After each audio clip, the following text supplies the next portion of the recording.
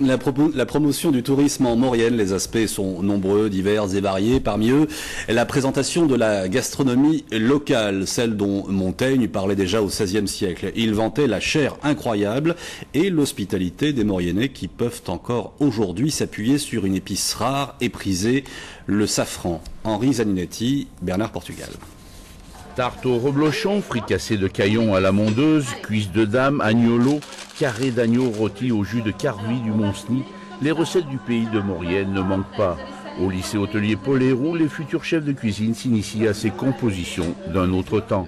Point d'orgue de cette gastronomie maurianaise, l'or rouge ou plus simplement le safran. On peut faire aussi des crèmes au safran, en mettre une pointe et relever nos plats. On le mettait aussi dans certains plats avec de la viande, du gibier. On en mettait pour relever. C'était vraiment des plats de fête.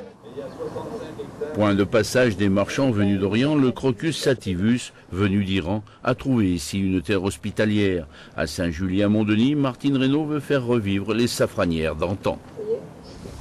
Allez, hop. Il nous faudra pas loin de 200 fleurs pour faire 1 gramme. Sachant qu'on a récolté à peu près 20 000 fleurs, on va tourner autour de 200 grammes de safran, quoi. Alors on va émonder le safran. On va donc sortir de la fleur le pistil qui est composé de 3 stigmates. Voilà, et là on va lui enlever la partie blanche parce que c'est une partie qui n'a pas beaucoup de goût. On la coupe avec l'ongle comme ça. Voilà. Un safran qui se monnaie à environ 30 € le gramme, d'où son surnom d'or rouge. Un safran que l'on trouve le plus souvent en poudre. Parce qu'il a été écrasé, mais si vous voulez être sûr d'acheter du bon safran, du vrai safran, il faut l'acheter en stigmate, en filament.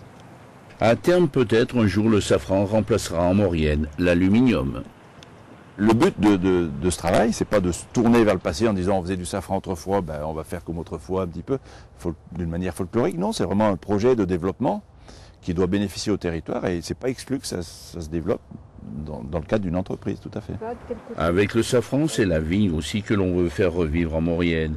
Une vigne qui produisait un des meilleurs vins de France, selon Montaigne, un cépage oublié, appelé persan.